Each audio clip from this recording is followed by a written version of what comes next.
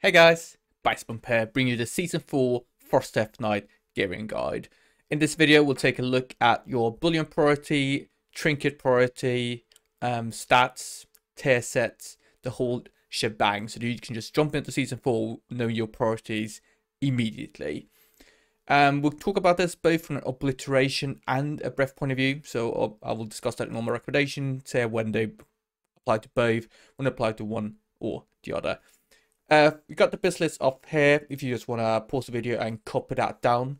But, you know, biz lists are not that important. It's more about getting the right trinkets, getting the right weapon, getting the right kind of stat distribution, more so than getting the exact items. Anyway, let's just straight into it by talking about bullions. So this is a new currency you get in Season 4. You get one every week. You need to spend 2 to buy deterministic weapon, trinket, or special items from the vendor, and all those items come from the current 3 raids in Dragonflight. Essentially a deterministic way of getting items that would otherwise have to farm ages for. They start out at quite low eye level, but then you can upgrade them. Like they can go to 14 out of 14 awakened or 12 out of 12, and that's going to be 528 or 532 eye level, something like that. Anyway, the first thing you want to buy with your bullion is either the Scale of Awakening if you're playing Obliteration, or Golek the Final Conflagration if you're playing Breath. Scale of Awakening, you use that on Legendary, puts it to 502 eye level, and allows it to be upgraded. Due to the fact that we got a weapon effect from that weapon, and due to the fact that we scale really well with weapon eye level, this is just going to be by far the best use of your first bullion, and it's also going to be your best use of all your crests and all your 5-stone that you can send into it. It's really hard to kind of due to the fact that every item costs the same amount of crests, that kind of thing. It means that your weapon is by far the best thing to focus on. Breath obviously plays dual wield. We want to pick up Golak there. It's the best weapon you can pick up. Dual wield has a special fire effect, which we'll talk about later, helps down with one of the rings we want to acquire.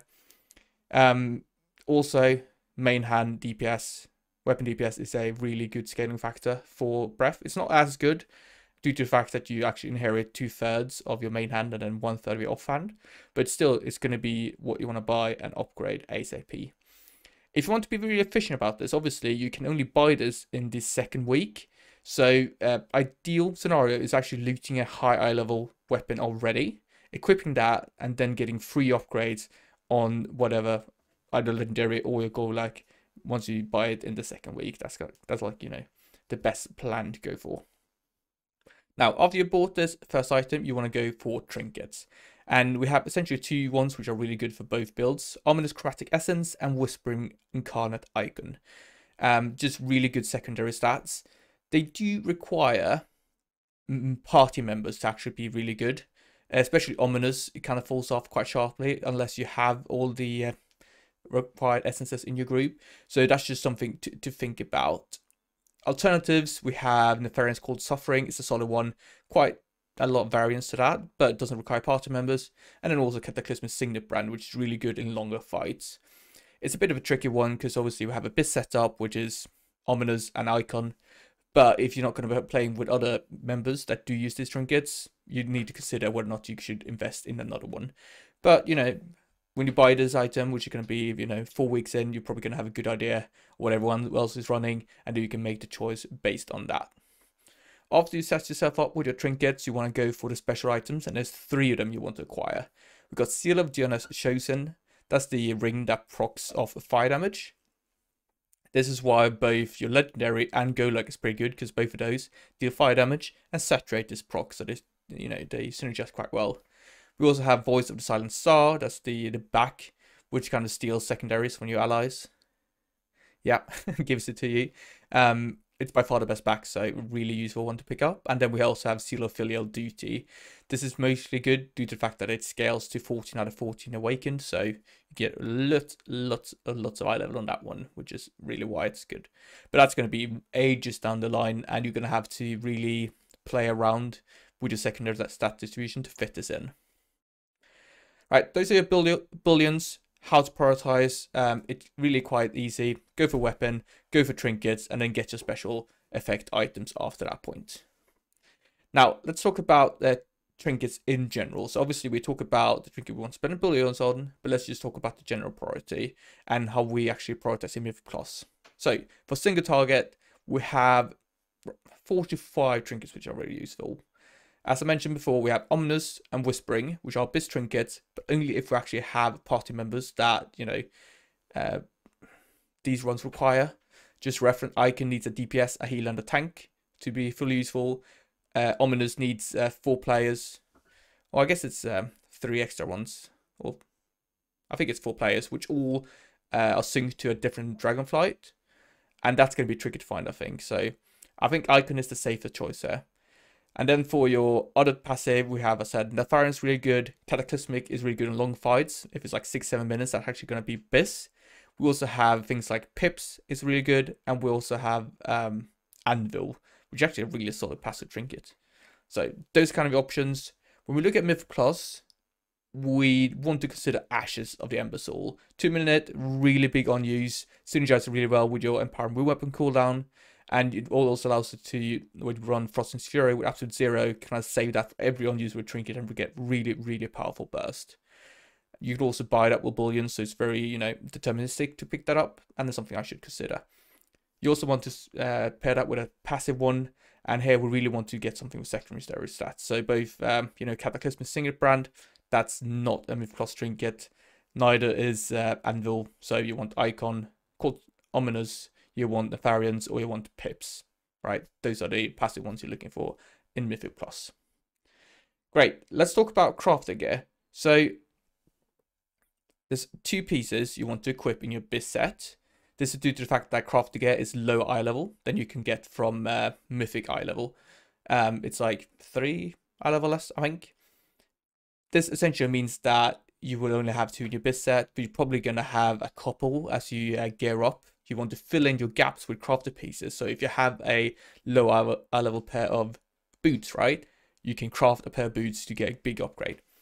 Anyway, the BIS set items is your neck and your braces. Both of them is going to be a standard kind of, you know, non-effect crafted pieces. And then you will want to put blue silken lining on both of them. Importantly, these are probably going to be relatively low eye level for a while due to the fact that you're going to want to spend your crests and your flight stones on things like your legendary and trinkets. You're obviously going to sim this, but as a general rule, it's going to be much more powerful to spend your crests on upgrading your trinket and your weapon than doing like a neck, even though it has a blue silken on it. Okay. Now, for the tier set, the new one means that we're actually going to swap talents. And I want to cover this quickly because it's going to be important. The current tier set revolves around Chill Streak. And if you have the 4 or the 2 set of that, you want to pick up both Chill Streak and Endurance Chill talents.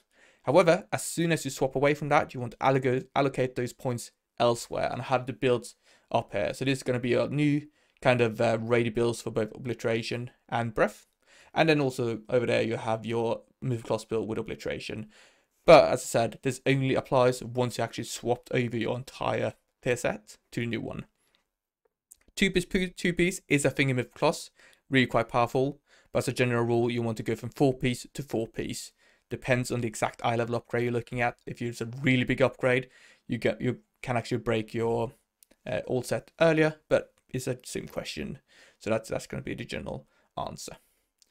Now, for stats, Frost DK wants a balance of things. So generally, roughly equal levels of haste, mastery, and crit. For Breath, crit wants to, you know, generally is higher. It really synergizes well with Breath Synergosa. But as a general rule, try and balance your stats. Don't put everything into one and then just sim yourself. That's the best answer I can give. The BIS setup for Obliteration actually goes and hits the 37.5% breakpoint. So due to the fact we are having so many secondaries, that is something you can try and aim for, but not something you should, you know, change all your gear to reach. Your sims will know when you hit the breakpoints, just trust them and get the stats they kind of tell you to get. All right, so that's Season 4, Frost Death Knight for you. A couple of things, right? lots of items to target, some talents to change, that kind of vibe. Let me know down in the comments what you guys think about this video. Upvote, downvote, consider subscribing, and I'll see you guys in the next one. Thank you very much for watching. Bye bye.